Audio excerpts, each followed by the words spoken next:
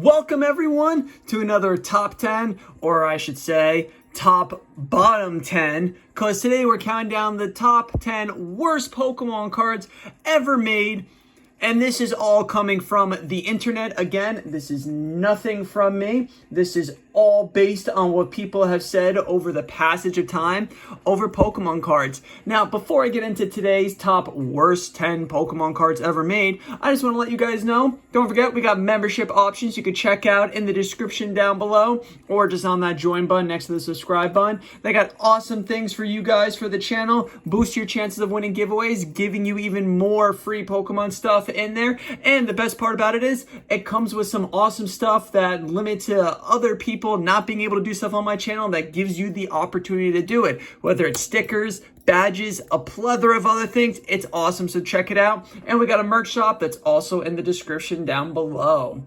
So let's get into today's top 10 worst Pokemon cards ever. We're delivering to you our picks of the worst Pokemon cards in terms of either their ugliness, lack of resale value, or the collectors, or being on the collector's market. Number 10, we are starting off with the Voltorb vending machine. I know that picture is a little bit hard to see, but TCG Player didn't have it on there. A version of Voltorb card that was only available through a vending machine in Japan has become infamous for all the wrong reasons. Specifically, for the character looking like a Metwad, the animated ball of meat that is a member of Aqua Teen Hunger Force, the Pokemon that normally looks like a Pokeball's evil twin more so resembles a ketchup and mayo stain than a perfectly shaped sphere, with a nebulous border and uneven eyes giving us longing for a symmetrical rendition. So Voltorb right there is number 10. And honestly, I like the artwork on there, but I guess, it's not the same for everyone.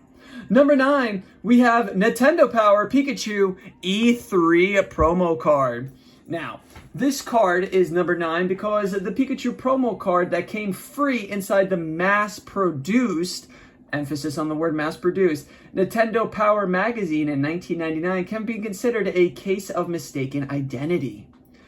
When it comes to the greatly resembling a more valuable card on the market, the main difference is that the Nintendo Power version of the Pikachu card featuring the character's Gen 1 design has yellow cheeks, whereas a much more valuable version of the Pikachu card with red cheeks were distributed that same year, months earlier at E3.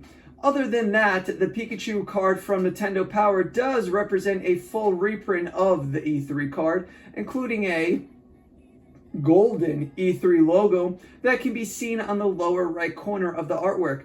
However, the Pikachu card that came from Nintendo's flagship magazine is worth a little more today. Next up, we have ourselves kind of a cool looking card, but I guess others didn't think the same. The mischievous Wizards of the Coast promo card. Let's see where this card's price range is over the past while. Mischievous is a ghost-type Pokemon whose typical presentation resembling a bowling ball covered in a bedsheet is cute. However, something went seriously wrong with the Wizards of the Coast promo version of Mischievous card from 1999. Rather than the usual ball shape, the psychic creature has a skewed egg-like shape and sports a weird expression that does not do its usual puppy dog-like eyes justice.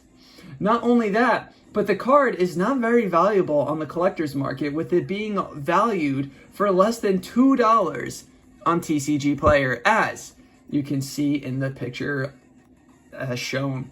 The Mischievous looks like it sells propane and propane accessories. King of the Hill. I was trying to think where that's from. The way that the chin seems to extend so far from her face just complements how funny this art is.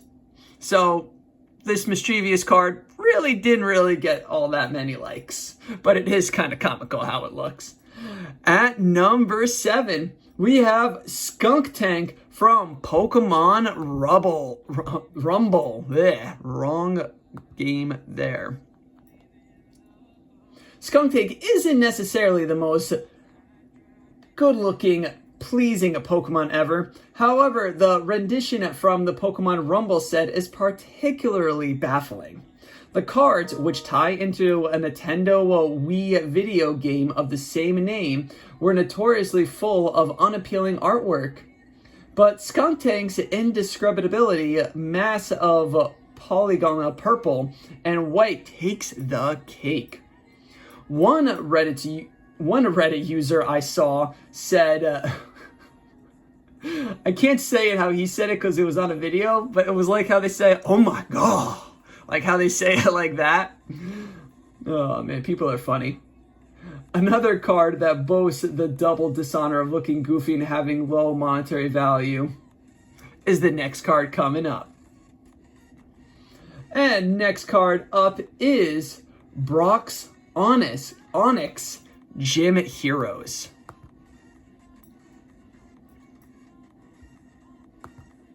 Get that full feature there. This goofy card here has a low monetary value from the Gym Hero expansion. It was one person's opinion that I read online, and I'm not going to say exactly what they said, but to sum it up, it looks like a rather snake-like creature made out of rocks. Onyx instead looks like a giant watermelon, and we can't disagree, and we can't say we disagree. Kind of does look like it has a giant watermelon around its belly. The best part of this card is the look of determination on both Onyx and Brock's face, while Onyx uses such a bizarre move. Sadly, this won't be the last time that you see an Onyx on this list. Next up, we have ourselves another, like I said, it was going to come up a lot quicker than you thought, another Onyx. This one is coming up from Lost Thunder. Poor Onyx just doesn't have much luck when it comes to the TCG. You'd think a powerful rock serpent would be easy for artists to capture, but all too often he looks scared, tired, or off model. Those qualities are all present in the Lost Thunder card, which depict the rock type burrowing through the soil with a depressed and exhausted expression on his face. We know there are great Onyx cards out there, but we also have to ask, does someone have a grudge against this particular Pokemon? Because, this artwork does not do him justice. At number 4, we have Ancient Mew. When the Pokemon the movie 2000 came out, it was a big deal to kids, much like myself when I was younger, who were fans of the franchise's video games, card games, and popular anime TV show. So it's only natural moviegoers would want to commemorate the occasion by picking up one of the holographic Pokemon cards. The power of one Ancient Mew promo card when they were given away as part of the pre-order for the movie ticket to the Pokemon 2000 movie.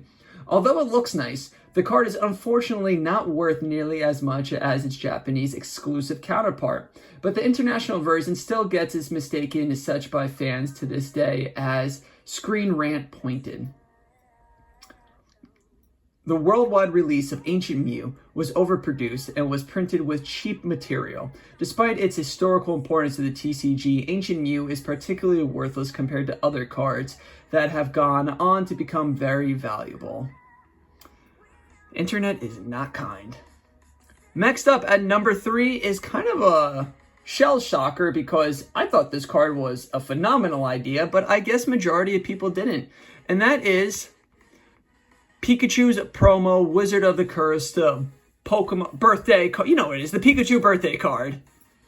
Some cards are just useless, but some are a little too useful. One of the most notable gimmick cards is said person's Pikachu's birthday card. You're supposed to write your name on the card there. You can see it's underlined. This featured the attack Birthday Surprise, which normally deals 30 damage. However, if it's the player's birthday on that day, they flip a coin. Heads up on 50 more damage, and tails adds 30 or more damage. But though that's a decent amount of damage, this isn't what got it quickly banned in tournament play. Organizers quickly realized using this card would mean players would have to prove their date of birth during play, which would have slowed a game down significantly and forced judges to make calls on whether the ID is fake or not. It's creative, but also destined to cause arguments. At number 2 is Brock's Crobat Theater Limited Verse Pack from Japan. This card, Crobat, sports an unusually buck-tooth grimace in the Brock's Crobat card that was exclusive to Japan as part of the Theater Limited Verse Pack, a promo release that tied into the Pokemon TV show. The card was never officially released in the US, but it has nevertheless gained a reputation on the internet for its horrendous appearance. The look in his eyes mixed with those gigantic teeth just seems so off, one person said on Reddit, that I could not stop laughing. For those who want a much closer up look of the card, there it is. You got the buck-tooth grimace look, something out of a nightmare. As part of a greater discussion about ugly Pokemon cards, you can just say, wow, how can you make a Pokemon as cool as Crobat look so bad? And finally, the final Pokemon, the number 1 worst Pokemon card ever made, is kind of shocking. It is the Pikachu Van Gogh Museum Pikachu with Gray Felt Hat promo card. Yeah, a little surprised by this one. Let's be clear here. The card itself looks great, and the rendering of the Pikachu in the style of Van Gogh is full of personality and style. That said, the crazy drama surrounding the card, can't even get it in a full thing here. Drama surrounding the card. Sorry, I lost my place. And the consequences of the promo forces us to put it on the worst cards list as number 1. A little bit of a shock to me. In a nutshell, the Van Gogh Museum in Amsterdam severely underestimated the popularity of this limited edition card, and chaos ensued. If you ever saw the videos, if you haven't seen the videos, you gotta check them out. Resulting in near riots as fans turned up en masse to score a card to add insult to injury. When the online distribution came around, bots snatched almost all of them up instantly. That left a bad taste in fans' mouth, though the employees of the Van Gogh Museum have had it worse. Recognizing the demand, 4 workers decided to game the system, with one accusing of embezzling a box of the cards. I will repeat that the card is fine, but it's been at the centra of true nightmare and must make the list. This card caused so many issues that it's really hard to comprehend, but if you saw the videos, it would help you out a bit. And that concludes today's top 10 worst Pokemon cards ever made. Thank you everybody for tuning in. Don't forget, drop a comment down below letting me know which card on here you think was the worst of the worst. And don't forget to like this video and hit that subscribe button as well. Thank you everybody for tuning in. Have a great rest of your day. Don't forget to check out membership options along with our merch store, both in the description down below. And if you know the saying, say it with me. Let's make Hollows great again and keep poking on. Peace out and have a great rest of your day.